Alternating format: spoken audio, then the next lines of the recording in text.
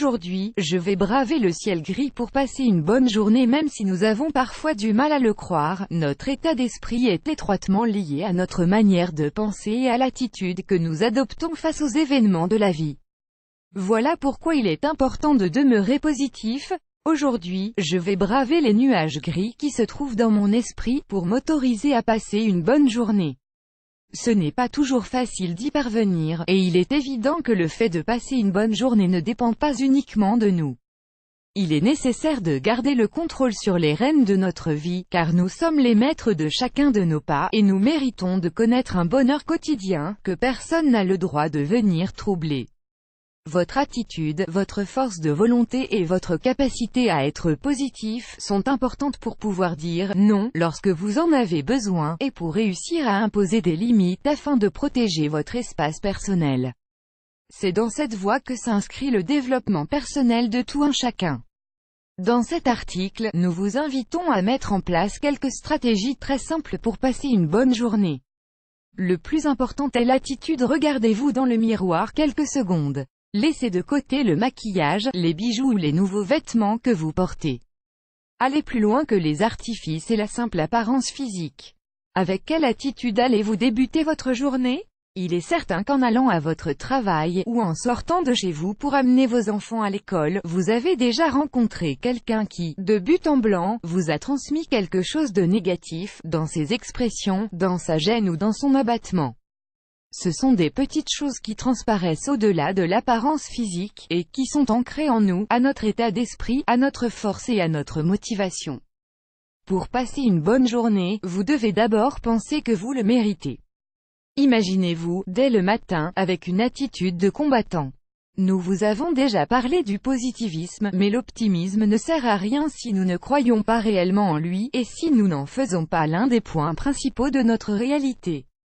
Nous connaissons toutes les difficultés auxquelles nous devons faire face, et nous connaissons tous nos problèmes profonds. Cela ne sert à rien d'essayer de les mettre de côté et de les oublier. Il faut leur faire face en revêtant une attitude positive, une attitude de combattant. Il faut aller encore plus loin que le positif et être capable d'encaisser ainsi que d'être résilient.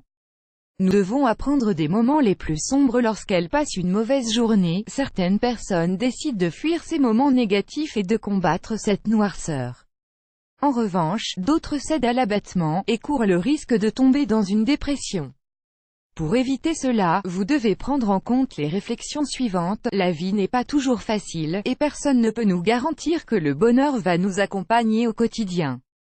Ceux qui n'ont pas expérimenté une déception, un échec, ou la perte d'un être cher, et ceux qui ne se sont jamais trompés, ne vivent pas pleinement et ne sortent jamais de leur zone de confort. Les jours sombres doivent nous apprendre à être forts. Ils sont là pour nous mettre à l'épreuve, pour nous renforcer et pour nous montrer que les difficultés peuvent nous apprendre à être plus sages et plus habiles. Gardez ceci à l'esprit: si vous avez déjà passé des jours très sombres, vous allez pouvoir surmonter des jours simplement gris. Vous n'avez qu'à utiliser des stratégies que vous connaissez déjà. Ayez confiance en vous, dites-vous que tout va bien se passer, et qu'il y a autant de mauvais jours que de bons. En gardant une bonne estime de vous-même et en maintenant votre détermination, vous allez pouvoir surpasser les nuages qui pèsent au-dessus de votre tête pour passer une bonne journée. Ne laissez personne imposer ses propres nuages sur votre vie. Vous êtes la seule personne à pouvoir choisir de qui vous voulez vous préoccuper. Vous décidez seul de ce qui habite votre cœur et votre esprit. C'est quelque chose d'indéniable. Certaines personnes se rapprochent de nous, nous racontent leurs problèmes, leurs histoires, et nous transmettent leur négativité. Elles le font parfois sans même s'en rendre compte, simplement parce qu'elles ont besoin de se décharger de leur quotidien, sans penser qu'elles vont le faire peser sur les épaules d'autres personnes. Évitez à tout prix que l'on vous responsabilise pour des problèmes qui ne sont pas les vôtres. Ne portez pas le fardeau des autres, et ne faites pas porter le vôtre à ceux qui vous entourent. Apprenez à prioriser dans votre quotidien, les tâches qui vous incombent mais également les émotions que vous ressentez. Si dans votre entourage, vous avez des amis ou des membres de votre famille que vous aimez mais qui sont négatifs, éloignez-vous un peu d'eux. Il ne s'agit pas de couper les ponts, mais simplement de maintenir une hygiène émotionnelle saine. Préoccupez-vous des personnes que vous aimez, mais toujours de manière constructive. Ne stockez pas de la souffrance sans but, vos préoccupations doivent vous donner la force pour trouver des solutions, et votre attitude doit maintenir l'espoir que chaque jour peut être un moment de bonheur. Pour conclure, nous savons bien qu'il n'est pas facile de sortir de chez soi avec un sourire sur le visage. En revanche, nous devons mettre au clair le fait que les pensées changent les attitudes, et alimentent les émotions.